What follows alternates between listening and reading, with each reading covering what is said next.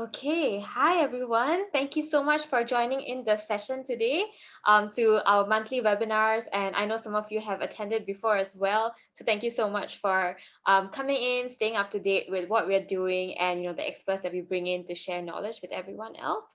Um, so my name is Adila.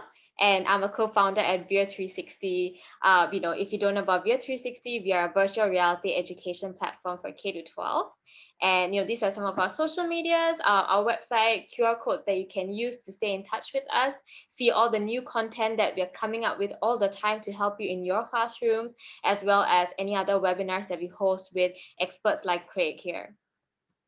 So, welcome. Thank you so much for joining us today, Craig. A little bit about him.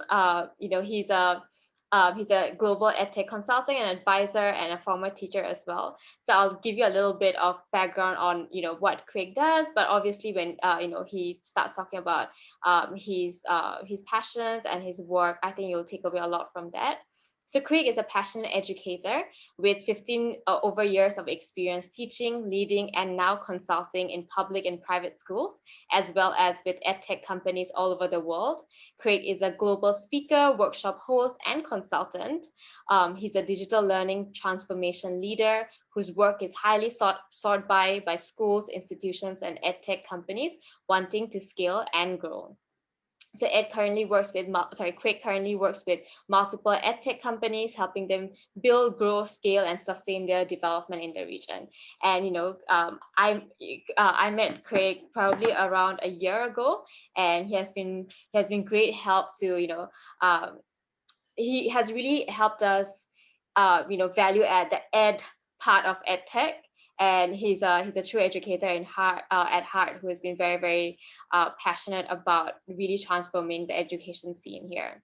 So without further ado, I'll continue getting people in whenever they're joining, but I'll just go on and talk about the agenda for today. So for the first 15 minutes, we'll be talking about how you can use VR in education, and that will be led by me. And after that, we'll move on to Craig's sharing session, and we'll end off the session with Q&A. So this is a little bit about VERE360 and how we envision using virtual reality in your classrooms, and how we think that there's a way we can transform education by introducing greater more innovation and introducing more immersive content as well. So VERE360 was really started with the goal of creating greater access to experiential learning, or like hands-on learning. And most of you are teachers in the crowd here today, so those include like field trips, lab experiments, and everything in between. And as a team and as educators, we knew that COVID-19, of course, has been a huge problem for experiential learning, but the problems with experiential learning has existed way before that. So it's expensive, firstly. It requires you to actually invest in infrastructure at your schools and building labs, and to provide your students with like more hands-on experiences. There's a lot of equipment that you need to get as well. Next is very time intensive. On top of administrative work and like marketing work, teachers have to also plan for more experiential learning. And we understand how this has been how this has really stopped or really made it difficult for teachers to introduce more and more experiential learning in the classroom. Lastly, it's just not scalable in the way that it's done in schools today. So we, as VERE360, we came up with a solution to take experiential learning online in a way that's affordable, scalable, and teacher friendly. And for those who just joined us, we're just starting out with a little introduction of how VR can be used in the classroom, and then we'll move on to Craig's sharing. So our platform itself, I'll give you a little bit of look into what kind of content teachers can deliver using our platform.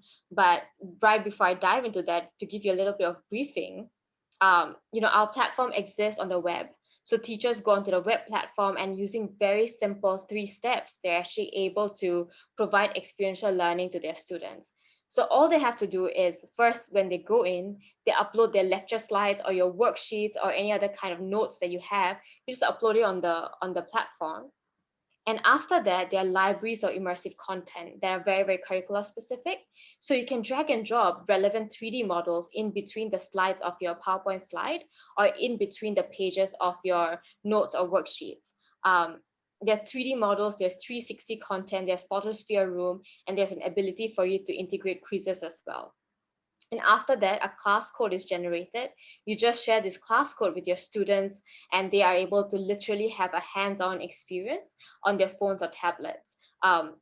It's as simple as that. It's really about, getting your students kinesthetic learning going and getting them to experience what you're talking to them about. So sorry, before I move on to that, let me show you a case study of one class we did recently. So I was working with a colleague recently at an international school here, where she's teaching a class of K2 students, and they wanted to introduce healthy eating and like healthy living to the students. So let me show you how we built out a class for this particular group. So I'm going to give you a look into the platform itself now and how a teacher's workspace will look like. So I'm about to share my screen here. Okay, right here. So this is a example of how the platform can deliver content for you in a way that's very, very immersive. So this is the teacher's workspace. And let me just present this to you guys. Let me just show you what this presentation was about. So when the teacher came in, with the idea of talking about having a healthy body and healthy mind, the teacher had their own slides as well that they have always used in the classroom. So it was really about enhancing the experience to the students. So this is their slide 1. This is their slide 2, and at this point, usually teachers will show students pictures of a heart.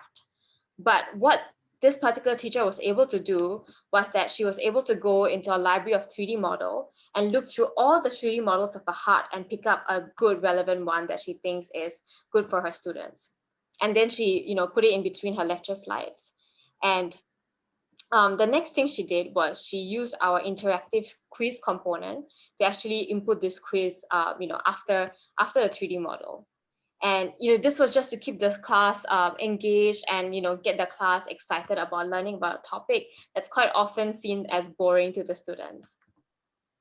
And next slide, this was part of her presentation, but this is a 3D model animation that she found from our library of content. So the answer is going to be animated to the students now. So all these fishies, and if you imagine K2 students, they were really excited. This is something that will help them retain the knowledge as well about what helps you with a healthy heart. Moving on, this was part of her slides, and no surprises, she was able to find a simple model of a brain to explain to her K2 students what a brain looks like. But of course, there are more complicated models available on the platform's library. So if you're teaching a class of grade 7, grade 8 biology students, there are more complicated models available for you as well. Next slide, she inputted another quiz, asking the students what helps their brain. And she was, no surprise, she was able to also find models that illustrated the answers so that the students were able to interact with it and actually retain in their memory these concepts. And lastly, because we also have 360 content on the platform, we had a little mini field trip that was incorporated here, which was a 360 experience of, I'll silence this for you, but experience of going to a park and actually taking a peaceful stroll around it. And it was really to illustrate to the students what it would be like to have a healthy mind, and what it would be like to have a calm presence around you, and something you should practice in your own lives. Yeah, so this was, an example, a case study of a class that we did with a school with K2 students, and just diving right back into my presentation. Where's that? Let's go in. Sorry. Let's just exit from here and yeah, give me one sec. You know, the students had a great time, and I'll show you a little bit about how the students, you know, actually interacted with it, and how the whole environment looked like in the classroom as well. So here, so this is, you know, students playing with the heart on the school's iPad that the school provided for them, but they can also use it on their parents' phones. Um,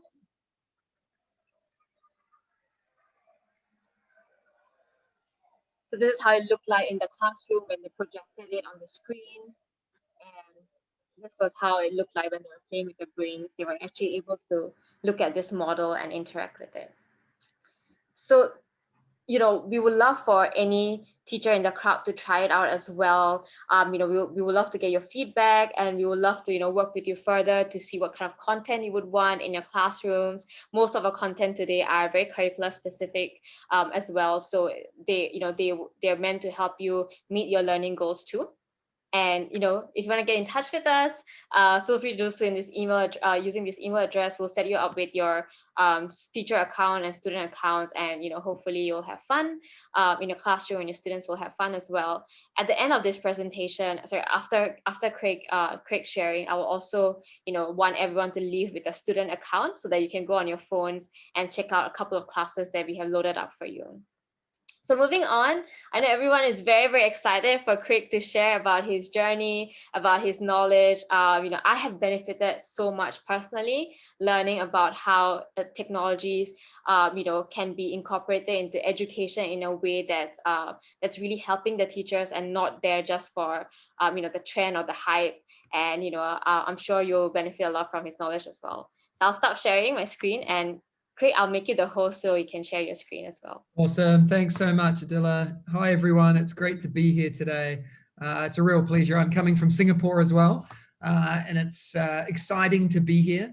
It's great to be here. And I think for me, there's a few exciting parts about this. One is that I've been working with Adila and the team for a little while now as I guess, a mentor and advisor to support them in their process. And it's really exciting to see where they've come to and what they're doing now, because from the beginning they were a company that really excited me for a few reasons. One, you know, I'm a teacher and I'm a leader, and I've worked with so many companies in my roles as well, and there's not many people that you work with where you get energy from them and you feel like, you know, something good is going to come of this. And I've told them this before as well. And they're one of those very few companies that I've worked with. So it's a pleasure to be here. But let's get into it. I'm going to share a little bit about myself first,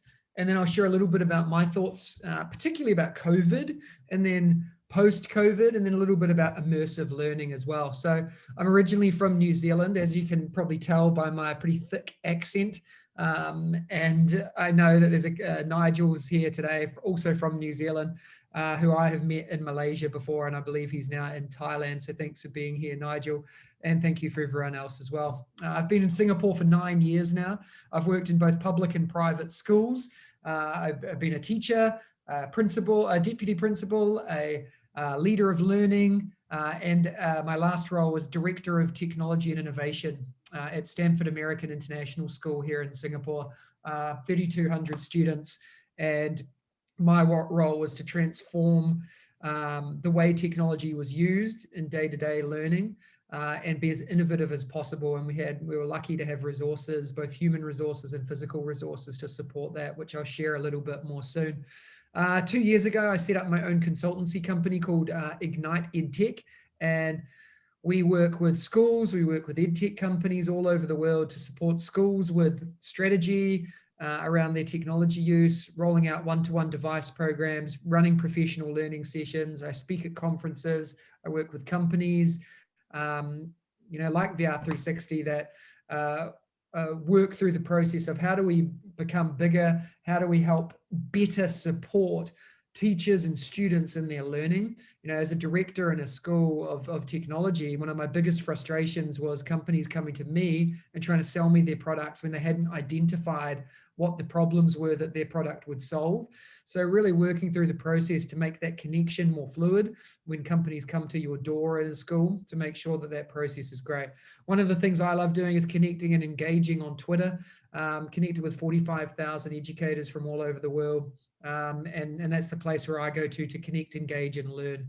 So if you're on Twitter, jump on board. My Twitter handle is @MrKempNZ. So please jump on board, and I'm happy to continue conversations there as well. But let's dive into it. So over the past year, I've been working with schools all over the world and supporting them in their strategy and making sense of how technology can help them be better in what they do, both day-to-day technologies that help you survive, and then immersive technologies that help you thrive. So looking at the things that I've noticed and the current state of the way we use technology, teachers have adapted to change, but there are mixed views on remote teaching, and we haven't adapted because we wanted to, we adapted because we had to.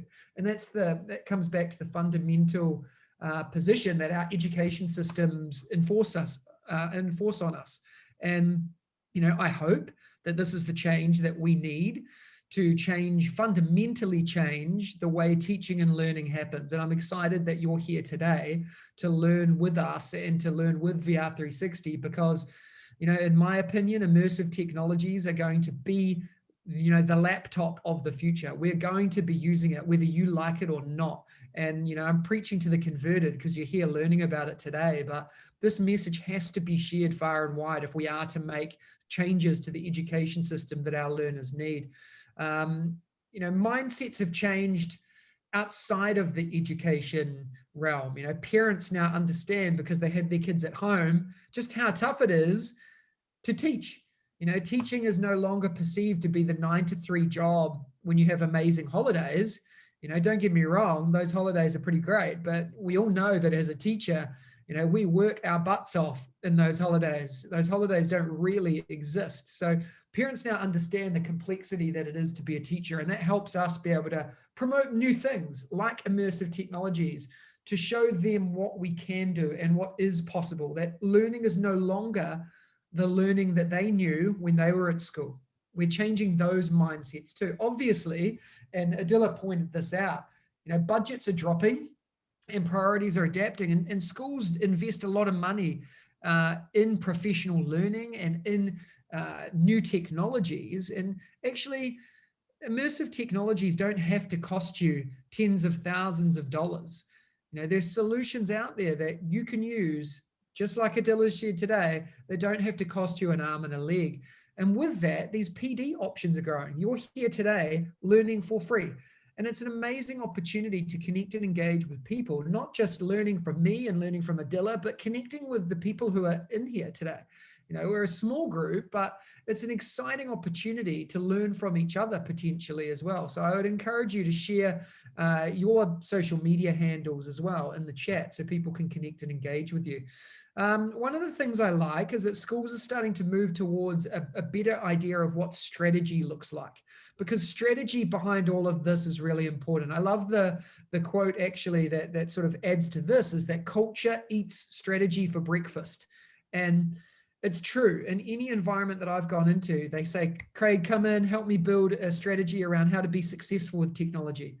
The first and the last thing I always say to them is, if you don't have a culture where you want to change and you want to learn and grow, and you have the mindset where you want to grow and thrive, then nothing will ever change, right? We're never going to get there unless you decide that it's something that we need to do.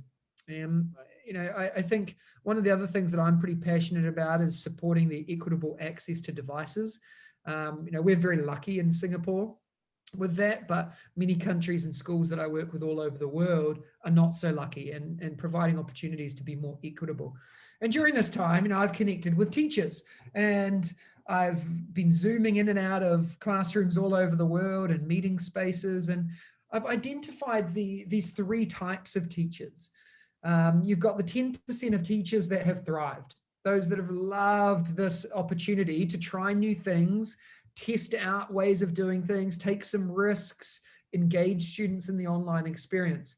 Then you've got the 60 to 70%, the majority of us who sit within that surviving mode. Some of us are at the lower end, some of us at the higher end of that surviving mode. You know, we've clung on and we've got through it. And we're lucky here in Singapore again, and I know there's a few of you here in Singapore that, you know, our kids have been in school for the majority of this pandemic. And that's a pretty amazing thing, where you've got a government that supports education and actively promotes that to make sure that we can get face-to-face learning happening. And the rollout of our device programs in Singapore schools is an example of that. That's happening, you know, over the next sort of 6 to 12 months, with our secondary students getting devices in a one-to-one environment. And it's such an amazing step to see a government do that, because it doesn't happen everywhere. And I'm excited to see that. And I hope others follow suit as well. You know, and then we've got the last group of teachers, and, you know, I call them the Laggards or the rock dwellers. They're the people that, you know, and they're definitely not here because they are people who probably wouldn't want to touch this sort of thing. No, why would I want immersive technologies? Why would I want to learn from a tech guy? They often say things like, this is the way I've always done things. And they like to do things their own way. You know, I've achieved 80% in my kids' exams for the last 20 years. Why should I change things? You know, why should I integrate technology? Why should I use the next step, which is immersive technologies? Well, the reality is that our kids are not the same learners as they were when we were at school. They're not the same learners that existed 3 years ago, let alone 10 years ago. We have to provide opportunities for them to learn and grow and develop in ways that benefit their future, you know, not now, but what they're going to do in the future. And, you know, I'm just going to skip over this. And this links to what I wanted to roll in here, is from the World Economic Forum, who every year or two release their Future of Jobs report. And this came out in December of 2020. And this was part of a 400-page research document that comes out from the World Economic Forum every year. And it's something that I really value and I really like, because there's so much research, time, and energy that goes into this. When we look at this, these are the top 10 skills that people are going to need in 2025. You know, and they say we can't predict more than 3 to 4 years in the future. So when we look at this, this is 4 years away. You know, these are our, you know, 14-year-old students who are going to be entering the workforce in 2025. So if you're a high school teacher and you're not actively teaching, explicitly teaching these skills, then we are doing a disservice to our learners. And I know some education systems don't allow that, and, you know, are pretty controlled as to what you can do and what you can't do. But when we have tools like immersive technology, it allows for us to actually teach these skills in a more explicit way. You know, when we look at this, 50% of these skills are problem-solving skills, skills that actually require our kids to think outside of the square, how to solve problems, not just go and do and consume like many of our education systems are built on. And, you know, I look at this and I go, 50% problem-solving skills.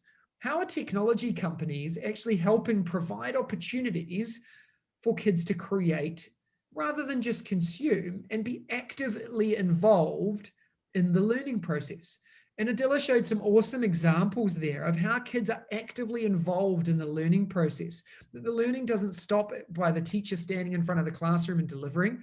They can engage in the learning. They can see the learning. This immersive technology is scary for us, but it's normal for our kids. You know, we live in a mobile first world where the first thing we do is give our kids mobile phones. You know, 5 years ago when I was teaching in a classroom, none of my 10-year-olds that I taught had a mobile phone. Now, I'd be very surprised if those kids in that age group didn't have mobile phones. You know, and we provide these opportunities that we think are valuable, but we have to back them with why, because that why is critically important. And this leads me really to, and I'll share a case study of what we did at Stanford as well, is the whole idea of creation over consumption. And Apple Education share this very well. And these are a couple of images from Apple. And they say, you know, every learner is a creator. And that's what their technology is based on. It's based on the idea of creating. And the people that design those conditions are you. the teachers, the leaders in schools that provide the opportunities for your kids to create and make. And Seymour Papert says, the role of the teacher is to create the conditions for invention rather than to provide ready-made solutions. And I like to keep this in the back of my head when I'm working, with companies or with schools, or, I was just telling Adela before, I'm starting up my own company, actually building a professional learning portal and for educators. And it's super exciting. And, I know exactly how Adela feels as a startup company now, because my mind goes all over the place. But for me, I want to keep this ideal all the time. How can I create the conditions to create? Consumption is important and we need to learn from that, but we need opportunities to create, give back, create that community of practice. And I really like the idea of being able to build and share ideas within that frame. This is the phase that we're in now. We have to learn to unlearn so that we can relearn, because our teachers are stuck in this rut where they go, this is the way I've always done things, and they have to unlearn. This changing time means that this skill is critical. And I pose that question to you as well. Like, what skills do you need to unlearn and relearn to make sure that you're doing your best for your learners? And that's something that I highly recommend that you pose to the teachers in your school too. We're always afraid of making mistakes, yet we preach to our kids to make mistakes every day, by taking risks. We say to them, try something new. Every day my daughter goes to school, and the one thing I say to her is, have a great day. I love you. Try something new. And I love the idea that you can go there and do something and make a mistake, and mistakes happen, and we need to actively encourage that in what we do. And I can guarantee that if we asked Adela, did this process of building a company like VERE360, was it always positive? Was it successful all the way? And I can guarantee you that the answer will be no. They would have faced challenges. They would have had setbacks. They would have had technological issues where they went in and they tried something and they made mistakes. But we don't know what we don't know. So we've got to jump in the deep end and give it a go. So let me share Stanford American International School. This was the school where I was the director of technology and innovation for 4 years. And a big school, 3,200 students, IB curriculum, American Common Core standards, across 2 campuses. One close to where I live here in Lorong Chuan, which is the early learning village attached to the Australian International School for learners up to the age of 6. And then the grade 1 to grade 12 campus, which is for our primary and high school learners. And that's where the majority of the kids are. We had the idea of how can we do more than just teach technology. So when I came in, we were teaching kids technology skills. Most of those skills were skills they already knew, actually. So they were actually already things that they already knew. But because it was written in my planning document, and because it was something that we thought was important, we did it. And without even thinking, is this valuable to our learners? Can we adapt it to suit their needs? So we did, and we shook things up and we took a risk, and some people didn't like it and some people got off with us. But when we look at this now, this is a completely different learning environment. You can see here, we transformed, this is a space that we turned into an innovation hub. And it's an open space for people to come and learn and grow no matter what age you are. So if you're a 6-year-old, you can come in here at lunchtime and try something new, get a Bebop, code it, get some VR headsets, play around with it. You can create, you can make, you can engage. And this is us running some professional learning with immersive technologies with our teachers, using VR headsets and taking them through the process of what learning looks like, putting them in the shoes of learners and allowing them the opportunity to step through a VR experience. And then this is what it looks like in the classroom. These are our kids in the classroom engaged in a VR experience. Do I think VR should be incorporated into everything you do? Not at all. It's a tool that you use to enhance teaching and learning. No different to an iPad, no different to a pen or a pencil. It's literally a tool that you can use to enhance the learning experience. And if you ask yourself the question, does this significantly change the learning experience? And the answer is no, then you shouldn't do it. Immersive technologies allow us to do things that we didn't think were possible. When we look at that on Ruben Puttendera's SAMA model, It's actually a complete redefinition of learning. We changed the way that learning is and learning happens. And is this experience tricky to do? No, super simple. Adila showed us before how easy that immersive experience is. It is so simple. It is so easy to be able to immerse learners in this way. We actually decided that we will not just do that, but we'll make our kids become creators too. We'll put them in the leadership roles. So on the right, you can see two of our kids who are interviewing two of the school's directors of the board and using the green screen and teaching them how to use the green screen functionality. They were our tech experts, we called them, and they were leaders. They spoke in front of 500 people at EduTech Asia. It was an incredible experience. And would that have happened without us providing that opportunity for them to create? Not at all. So we put that in the hands of them, even if things go wrong. And on the left, you can see them here. We worked with a game-based company, the creators of Angry Birds, actually. And they developed an app with us and we built it together, and the kids had a say. And this is the official launch that they did at our school, global launch of their app that had these kids helping them grow and develop and build the application. And, for me, that's what excites me about immersive technologies. That's what excites me about that opportunity to do something more. And, I've had the unique opportunity to work with VERE360 as part of EduSpace accelerator program here in Singapore as a startup and as a mentor. And I've mentioned this already. It was a pleasure to see them from the beginning to where they are now and how they're actually listening to educators. This is a good example of an opportunity to learn and grow, but not just that, they listen and they adapt their product to suit your needs. And that's what companies need to do. This is the shining light of what companies have to do if they are to be successful. They have to listen.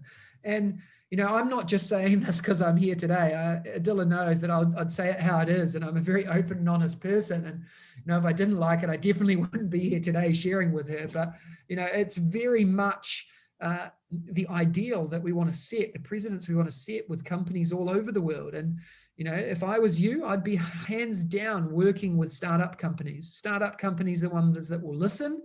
They'll help, they'll work with you, they'll pilot programs, they'll test things, and they'll adapt the program to suit your needs. And that's what is so exciting.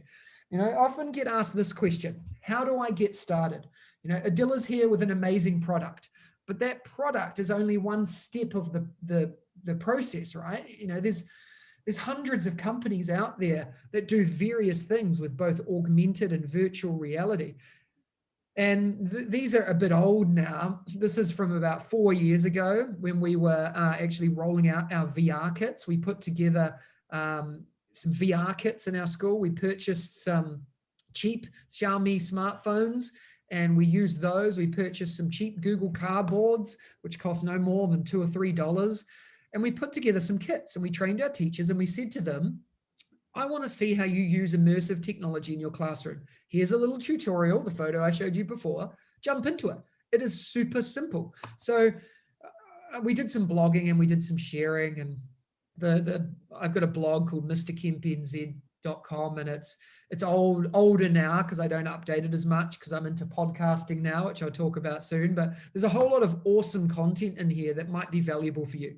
Yes, it's 4 years old. Jump in and have a look. If you go to mrkempnz.com, search VR, these will come up straight away. The article on the left is a co-produced article about the benefits about going from beginning to end with VR. And on the right was our process of actually creating a VR kit in our school and what we did to actually achieve that success. So definitely worthwhile jumping in and having a look at. And I'm happy to share those links too, if people can't find them.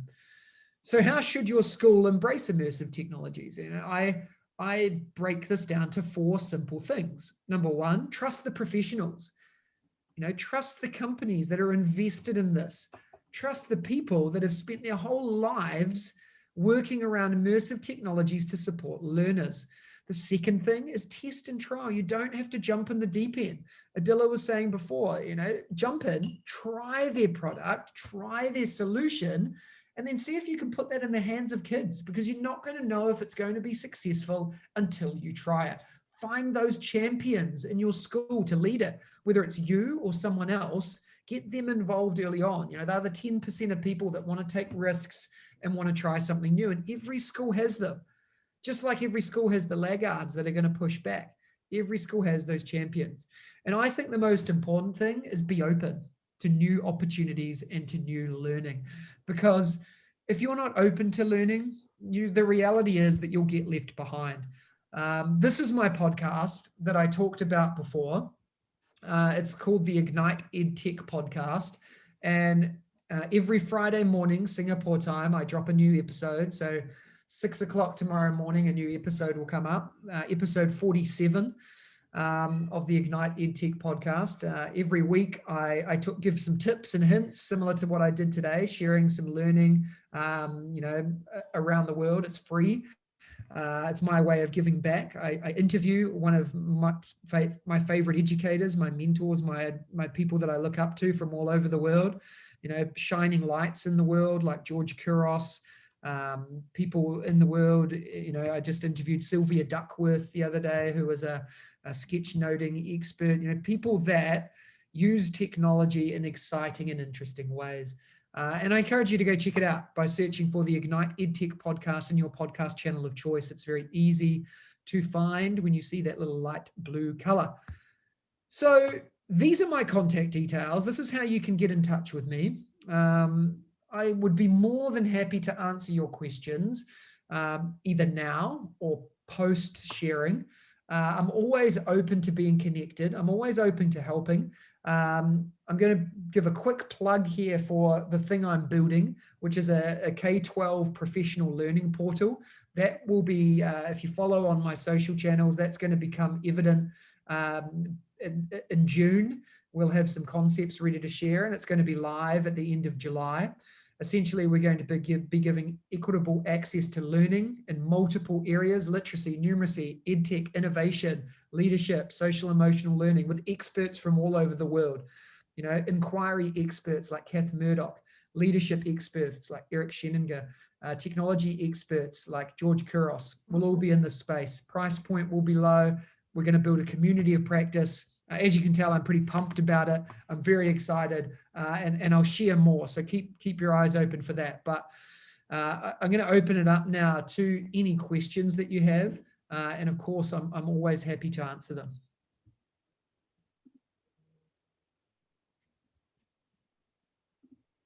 I can see one here. Okay, so let me read this out. So if you want to share, by the way, in the chat feature, and you don't feel confident about unmuting your microphone and jumping in, I'm more than happy to answer them this way. Oh, sweet. So, sorry, I didn't know we're allowed to turn our mics on. Hey, man, how you going? I'm good, thanks, Nigel. No worries. I should have said that to start with. Sorry. So yeah, I've found that a few schools I've been to, my leaders are certainly not in that 10%, like the image you showed us. And sometimes they're not even in the middle part, whether that's the 80%. They're generally in the laggards, as you called them. Yeah. And I find that innovation is really tough to implement when my leaders are in that laggard position. Is this just the case that, right, wrong school, they don't align with my thinking? Or is there another way that I can try and reach those sort of my leaders? Yeah, it's a good question, Nigel. I think it's something that a lot of people face. I could imagine maybe quite a few people here as well, depending on what system and where they are. But, I truly believe that people will move. And I always say, that 10% of laggards, whether they're leaders or learners, they're the last group that I try and work with, actually, because you give them 10% of your time and they zap 90% of your energy.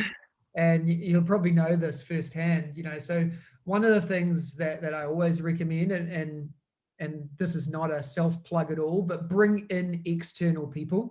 And we did this at Stanford, even though we had, great people inside of the building, very positive leaders. I've learned this firsthand, is that I can preach and say the same thing over and over again, but when they hear it from someone outside of the four walls, they go, oh, what an amazing idea. Why haven't we thought of that? So it's bringing out those external people in so that you can actually see that. And there's so many people out there, and being based in Thailand now, it's probably best to get someone face to face to do that as well. You know, it's actually someone in Thailand, and I'm happy to connect you with some people too, but it's getting people in that can have that conversation. And, you know, I'm happy to have that conversation with you as well, offline about that. But it's that idea of getting people outside to share stories, share visions. You know, I think that in a school, it's really hard to, as a teacher, to move leaders. And that's just the way our school systems are built. Yeah. And we really have to get to the point of bringing people in. And, you know, I'll take this back again to the professional learning portal that we're building. It's about getting equitable access to good resources for a cheap price. And, you know, I'm a creator myself, and it's really hard to price yourself in the market. It's so easy to price yourself out of the market and work only with elite schools or people that can afford it. And the hard price point to work with people that are influential is getting to those schools that actually need them. And that's what the whole idea around this community of practice portal we're building is how do we actually move people at a price point that's not ridiculous as well, because money always comes into it. But, you know, if I was to recommend anything, it would be show them the journey that other schools have been on, particularly competing schools in the region. Give them some data, give them some evidence, put them in contact with people, you know, external people that can chat. Okay, cool. Hope that helps. Nice one. Thank you. You're welcome.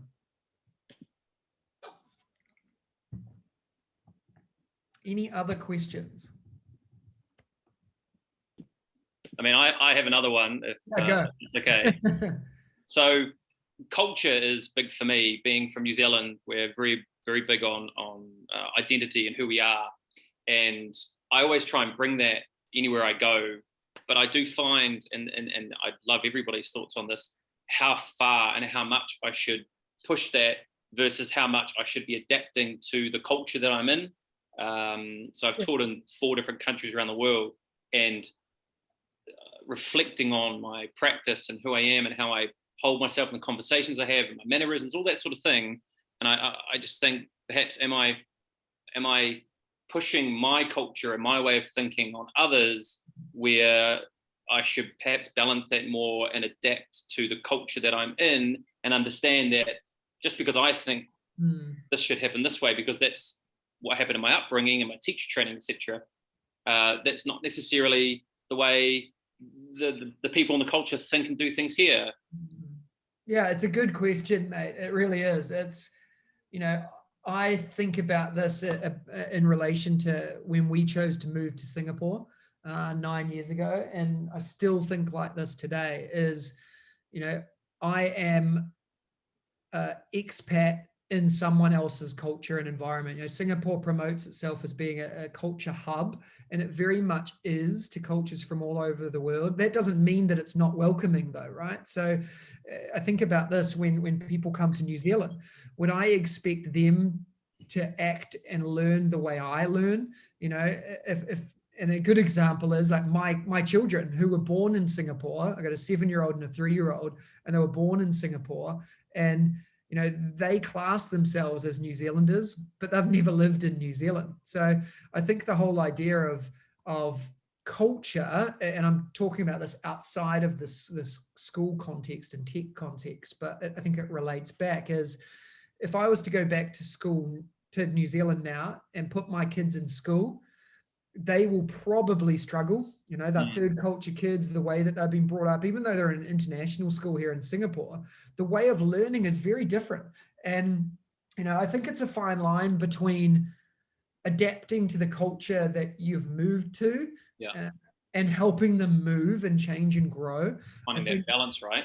It is. And I think it's a fine line between, you know, and I think I see this in leaders actually when they come into new schools. When we had a new superintendent come into our school, I've had 2 of those. One was an extreme failure, come in, tried to change everything straight up, got no respect, no one followed them, culture done.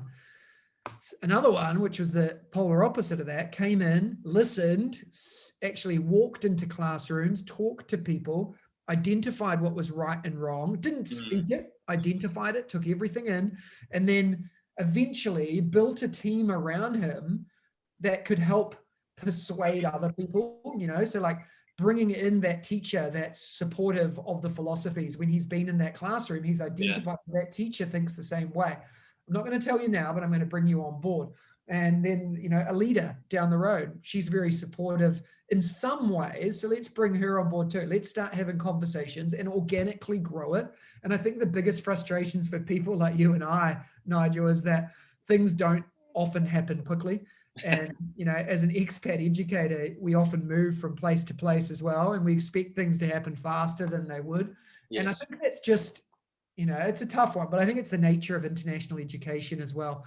When you're not in a national school and you're in an international school, is that people change very quickly, staff changes, all of those things. So I don't know if I answered your question there, but no, I really took the listening part, I think, and you mentioned listening earlier in your presentation. That's something that I know that I can do a little bit better, but just listening to people and reflecting and taking that on board and then trying to integrate a little bit better. But no, it was nice to hear it just from another voice. So yeah. You're welcome, mate. Adela, should I pass back to you? Oh, you're on mute, Adela, sorry. Hi, can you hear me now? Yeah, got you. So we still have time for a couple more questions if anyone has them. Feel free to type it in if you don't want to unmute yourself and say, voice it out. You can definitely type it in here. And while we're waiting, if someone wants to jump in, please jump in and interrupt me as well. But, I want to go back to the immersive technologies piece and think about, if you were to go back tomorrow to your school, how could you integrate immersive technologies tomorrow? And my best advice would be, if you're a classroom teacher, do it in your own room first.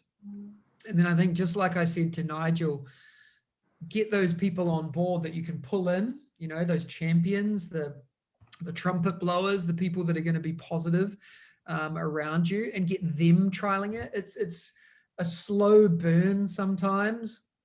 Adela, you'll know this from running a business in this way. It's a slow burn. Schools do things slow when it comes to this sort of thing. The onboarding process, things are, you have to fight every battle to get there, but you will get there if you persevere. So I think it's just that slow burning process of trying new things, slowly bringing other people on board. Come and watch my lesson when I'm using immersive technologies. Talk to my kids about how engaged they are. Start sharing those messages at a bigger level, at a staff meeting or in a faculty meeting. And just slowly drip feeding the excitement that these things can bring to learning and how they actually transform learning as well. Because often people need to see it to believe it. So that's sort of just an additional 2 cents after thinking and listening a little bit more. Well, thank you so much for sharing that. I work with lots of teachers, and I think a lot of times there is that fear because they identify a tool and they think that this would be super helpful in their classrooms, but I think there's always that fear of like what if I can't meet my learning goals, what if I don't finish my syllabus, or what if this doesn't work, so I'm really wasting like 1 or 2 classes on this, and I'm going to be cramped for time to finish my learning goals at the end. Yeah, agreed. I think we have a question here, Craig. I'll read it out to you. Yeah. So the comment says, "Hi, thank you for your sharing. This platform is suitable for science very much. What kind of pedagogy can be used for language teaching?" So okay. Maybe I'll take it, first a little bit, and then, Craig, I'd love to hand it back to you as well. Yeah. So, thank you so much for checking out the platform as well. And, the example that I showed you mostly incorporates science learning, mostly incorporates how the organs look like, a field trip as well. I think for language learning, we do get, teachers coming to us, asking us if we can help them develop content for language learning. And, because we work so much on a co-creation model, we worked with teachers, we listen to them, like Craig mentioned, and we, want to meet their learning goals. I think something that we have discovered along the way was that for older students, maybe at your secondary school level, there's a lot of immersion that you can do with VR. So a lot of language teachers, if you're teaching like Spanish or like Chinese, for example, a lot of times you do want to bring them to cultural sites, which are, out of reach many times. So VR is fantastic for that. For very young students, I think VR or immersive learning, or even just 3D models, they provide an avenue for young students to, get in touch with their kinesthetic learning. So when you're teaching young students vocabulary, for example, like even when I'm working with a couple of my kindergarten teachers, right? It's about letting them touch an apple to say that, this is how you spell out an apple, and this is how the apple feels like. This is how you can touch it, and like, this really creates a memory retention in their head. So that those are a couple of things that we have realized, and we work with international schools as well, and many international schools have students who don't have English as their first language. So a lot of times I think that has been helpful. But Craig, what do you think? I think that's the beauty of immersive technologies is what you just described. Is actually, it's not, a lot of people think that immersive technologies are science and maths specific. And yeah, they're awesome in science and maths and geography, but actually they can be used for everything. So I've seen them used in a Chinese language learning class. I've seen them used in a Spanish class, almost exactly how Adila's described it, as a way of immersing kids in the experience of the object, so that they can actually tactile, virtually understand what it looks like. So when they see it and they say it, it helps stick. So it's that stickiness, I think, that immersive technologies provide to our learning across any subject area. I've seen some immersive things happening in classes like this, where we have kids actually producing and creating content for sharing with their language learning as well, which helps them, that creation part. When you get kids to become the teacher or the creator, it sticks. So I think it comes back to that stickiness. How can we make learning sticky is the piece that I really like.